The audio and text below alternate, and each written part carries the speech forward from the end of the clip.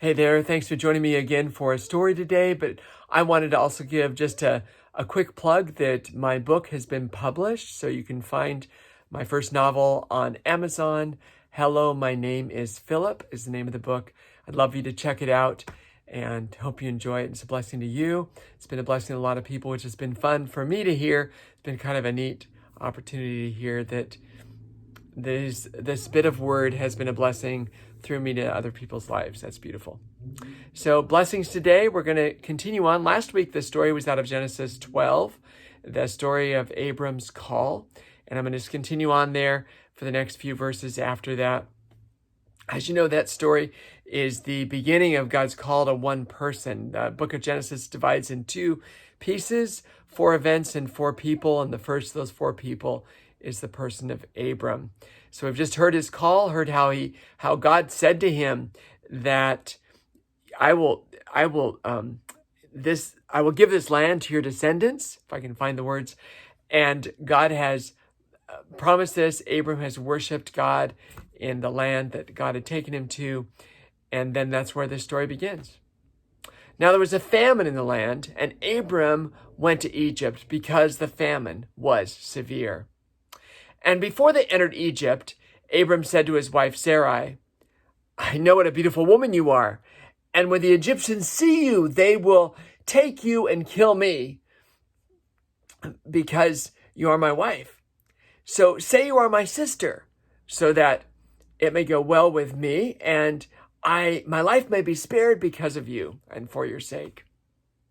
Well, they entered Egypt, and the Egyptians, seeing Sarai was a beautiful woman, just like he said they would. And Pharaoh's officials saw her and praised her to Pharaoh, who took her into the palace. And Abram was treated well by Pharaoh on account of Sarai. And he acquired sheep and cattle, female and male donkeys, female and male servants, and camels. But the Lord inflicted Pharaoh's household and Pharaoh with diseases because of Abram's wife Sarai. So Pharaoh summoned Abram and said to him, "What have you done to me? Why didn't you tell me she was your wife? Why did you say she is my sister, so I've now taken her as my wife? Here, take your wife and go." And then Pharaoh gave orders to his men concerning Abram, and they sent him on his way with Sarai, his wife, and all that he had acquired. That's the end of the story. Such an interesting story.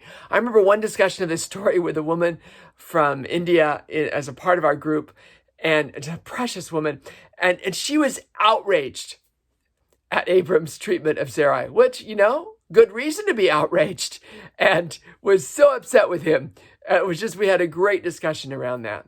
My first question for you, at the start of the story, it says that there was a severe famine, a famine in the land where Abram had come, to which God had promised him, the land which God said he would give to Abram, and Abram went to Egypt because of the famine and because of how severe it was. Did Abram have any other choice than just leave right away and go to Egypt? Could he have done something else? What might have Abram done rather than just leave for Egypt? Oh, he could have prayed. That was a great thought. I love that. What else could he have done? I'd love to hear what you would think he could have done instead of just leaving right away. But the idea of praying, like asking God, the God who promised him to come take him to this land, who called him to go to this land, had been with him in the land. Don't you think God would have provided for him somehow? I think so. And then we have this whole ruse thing about say you are my sister, which actually becomes a generational ruse. It happens again with Isaac and his wife. But it's interesting, isn't it, how that plays out? And I mean, the treatment of Sarai. And isn't it interesting? I don't know. I find it interesting, surprising actually. He brings this up, say you are my sister, and she doesn't object to it. Well, she was his half-sister, so maybe that's why she didn't object. Anyway, so they concoct this story, which works, and he ends up getting treated well because of her, and then ends up leaving with many more possessions than they entered with. So it's kind of like the bad idea turned out to be a blessing, which is weird, isn't it? Now, God had said to Abram, all peoples of the earth will be blessed through you. And yet, Pharaoh's household and Pharaoh himself had experienced diseases because of what Abram had done. So there wasn't a blessing there. Probably because it wasn't a true thing that he'd done. Wow. Isn't that interesting? What do you think of Abram's decision to pass Sarai, his wife, off as his sister to protect himself? How does that impact you that he would do that? I mean, it seems like they had other decisions, other choices right along. Everybody has choices they make in life about whether they tell the truth or whether they don't tell the truth. We all do, all the time. What do you think about that decision? And what about Sarai? I mean, this was not the best situation for her. She was taken as Pharaoh's wife. She may have been actually taken as Pharaoh's wife. And so, yeah, that's not a good situation for her. And yet, she has no voice in this story. Not once is she given a voice. I think God had some thoughts about this treatment of her, didn't appreciate this treatment of her. In fact, defended her against Pharaoh and his household. I don't know what kinds of decisions you have before you, but I wonder, could Abram's journey to Egypt, leaving the land that God had taken him to, speak to you and your own decisions you have to make that he didn't ask God before he went?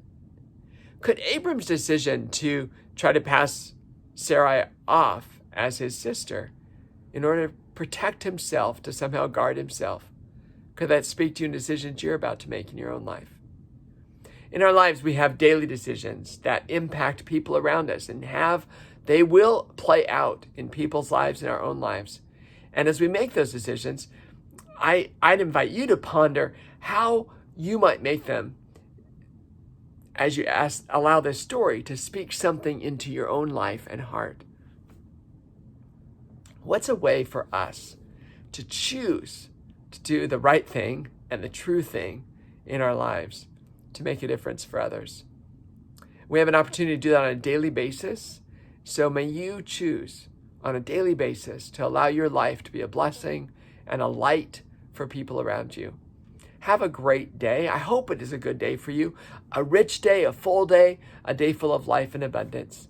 Thanks for hanging out. I'd love to hear your comments or touch points. Talk to you later.